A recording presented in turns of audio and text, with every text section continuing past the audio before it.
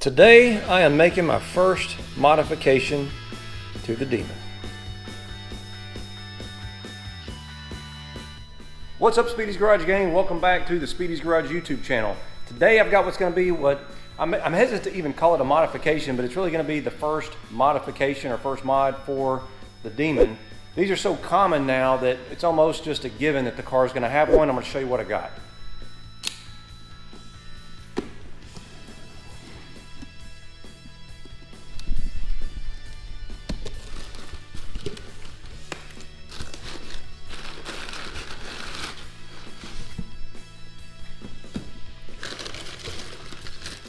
Oh, some swag. It's always nice.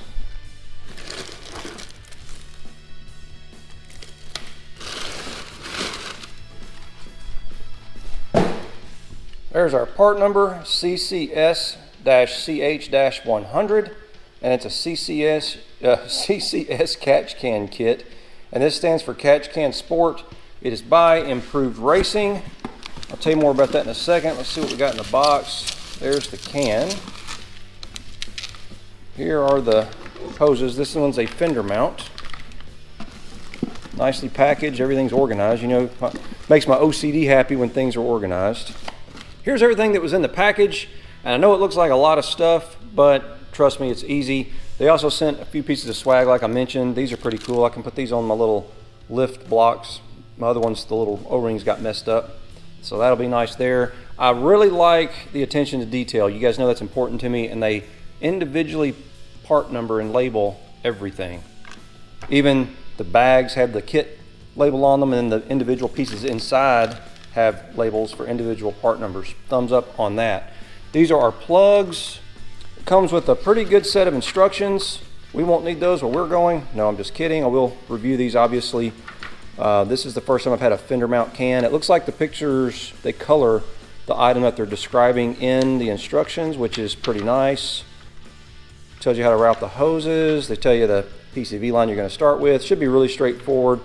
It comes with a 16 position bracket that will mount to the passenger side fender. The connectors are -6. The can itself, something I really like, it is spring loaded with a 1/8 turn to release it. So you basically push up, turn 1/8 of a turn, and the can will open. It does have a safety lock that slides in that will prevent it from accidentally opening. Everything feels very high quality. The top that mounts it to the bracket, very high quality aluminum. The finish is very nice. Let's open the can up and take a look. So again, 1/8 turn, super easy. It's got a spring inside that locks it in place. I like that it's in a groove that's machined there.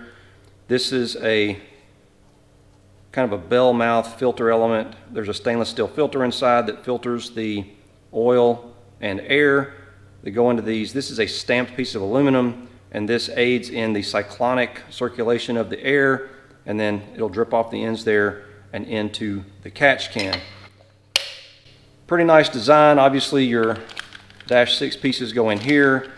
I really like the ends that they're not just hose clamps. They are actually factory style quick connects. I'll give you a couple more details about this thing, and then we're going to get it installed.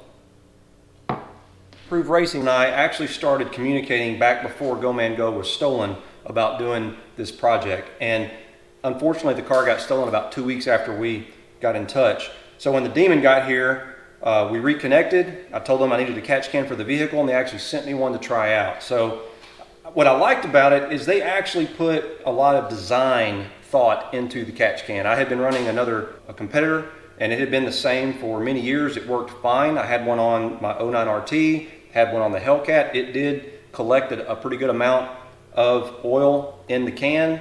However, when I did disassemble the supercharger on Go Man Go, when I was doing the Red Eye supercharger upgrade, I did check my 2.4, and there was a little more. It wasn't a bunch, but there was a little bit of oil residue still in the supercharger.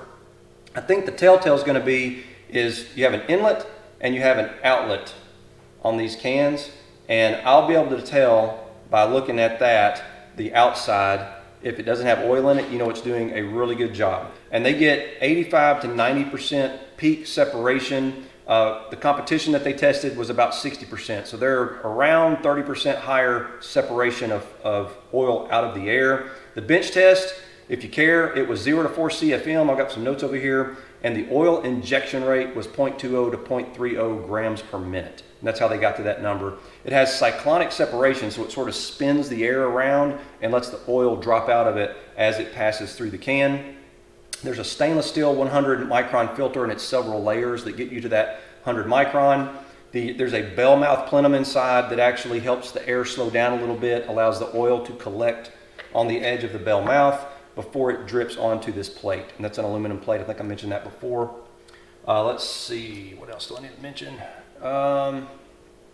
This also acts as an anti-splashback. It's a 3.5 ounce reservoir. They do have a larger one that I think is 7, but 3.5 will work for me to fit in that fender area. It's quick release, which I've already mentioned, that works very well.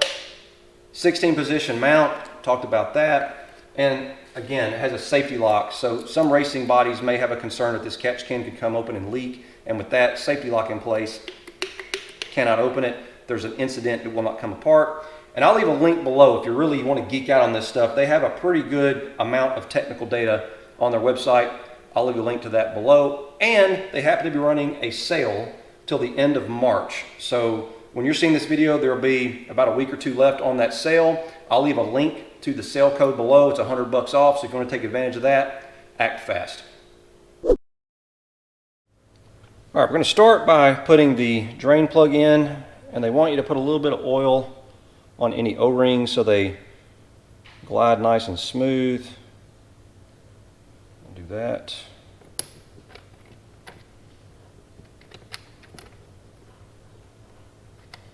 There's a little groove in the can for the O-ring. It is I believe it's a 9mm perhaps. Mine says V9, but that's the size that fits. I'll snug it down.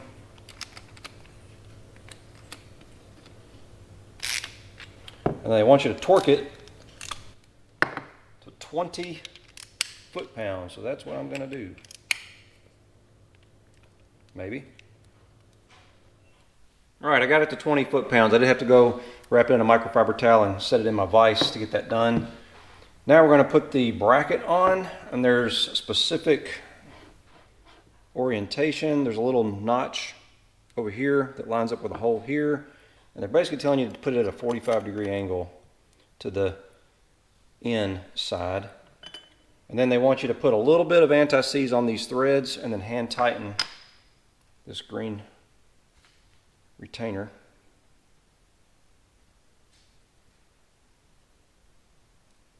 Put just a little bit of that.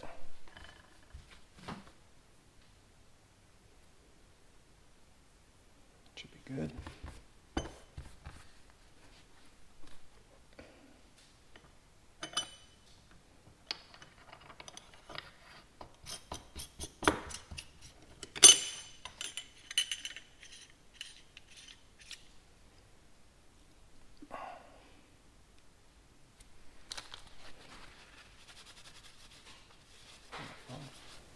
Go ahead and put the lock in, and I'm going to kind of keep in mind how it's going to be oriented in the car. Try to get the lock towards the front where I can reach it. We'll see how that works out once we have it over there. Now we're going to install the 90-degree adapters. Put a little dab of oil on these O-rings. Keep everything happy. And this is a locking, so it's a pretty nice setup. It's a 90-degree adapter, but it's not just a pipe fitting. It actually has a nut on it so you can lock it down, which I like. I'm going to put one in the out port. Get the O-ring to seat. And think about the orientation of the line. Now I'm just going to put these in snug for now in case I need to move them around before I lock them down. And then the inside, get the O-ring where I can get to it. A little bit of oil.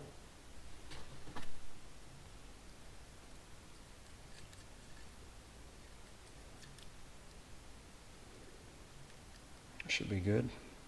Yeah, a little bit more.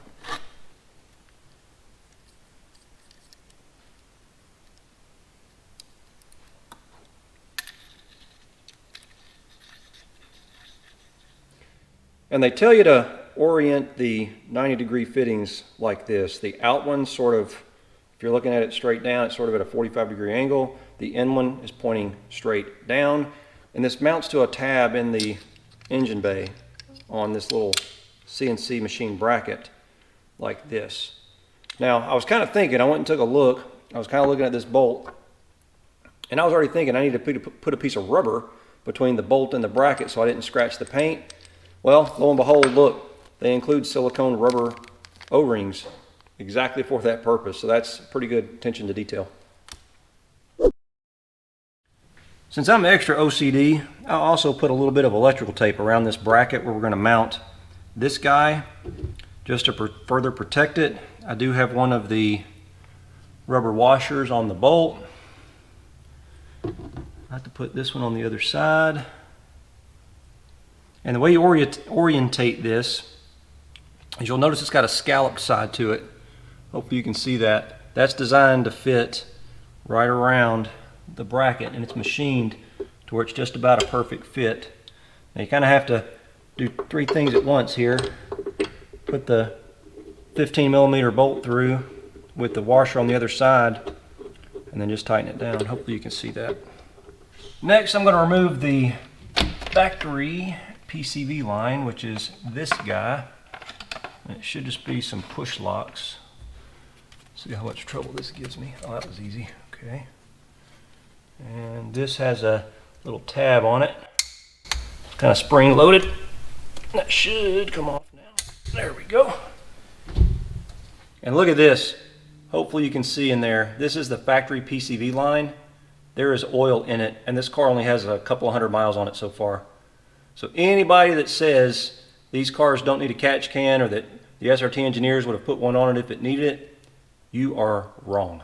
I do not want oil in my supercharger. I did a quick test fit to make sure these 90-degree fittings were in the right places, and they're a 21mm size. If you don't have a 21mm, you can also use something like that, an adjustable wrench. They are aluminum, so you can put some tape on there if you want to protect them, or just be super careful, but I did snug those down. The instructions say to torque them to 13 to 16 foot-pounds, which to me just means snug, so I think I'm good there. The next thing I'm going to do is route the inlet hose, and I'm going to come under like so, get it in position. Not going to plug it in just yet till I get everything set. Alright, now we are ready to install the catch can itself. I'm going to connect up the inlet hose because it's going to be underneath. So that one is now done. This is a tight fit, so be careful not to scratch things, which is a little tricky. Come on, down there.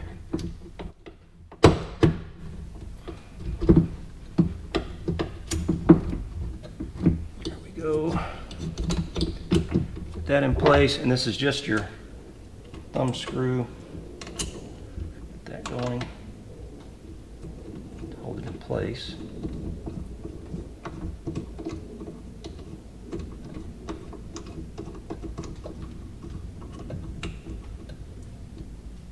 All right, that's snug. Check out our routing of our hose. That looks pretty good. I've got to route this other hose. Let me see.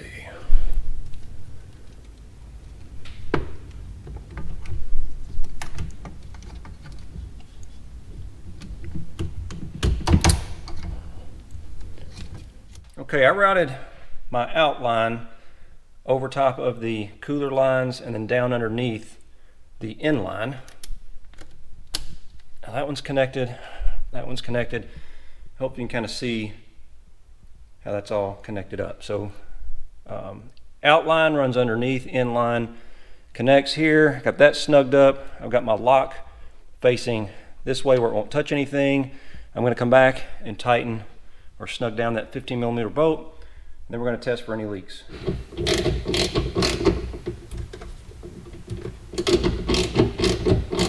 After looking at it for a minute, I decided to change the routing of these hoses just a little. I decided to run it under the coolant lines.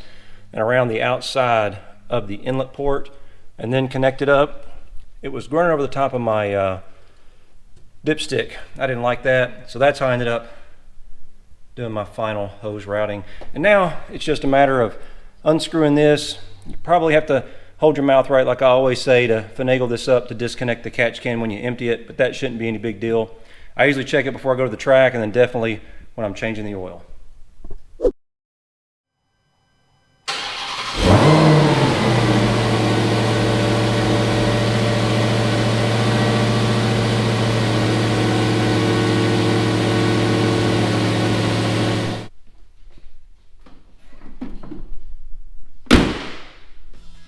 Well, that's the first project complete on the Demon 170 here. Leave me a comment and let me know what you think. Is a catch can even considered a modification anymore? I mean, almost everybody runs one, and I showed you the factory PCV line. I've only got a couple of 100 miles on the car and it already had oil in it. I definitely don't want that in that gorgeous 3-liter supercharger. Thanks again to Improved Racing for sending me that catch can to check out. Be sure to stay tuned. I will show you how much oil it's actually capturing over time. When we get to our first oil change, obviously we'll check it. I'm going to also check that output line, because that's sort of the telltale. How much oil ends up in that output line will indicate how well that catch can is actually filtering the oil out. I hope you enjoyed the video. Please give it a thumbs up if you did. Be sure to check us out on Instagram. It's @Speedys_garage, as well as the website, www.speedysgarage.net. And hopefully, I see you out there.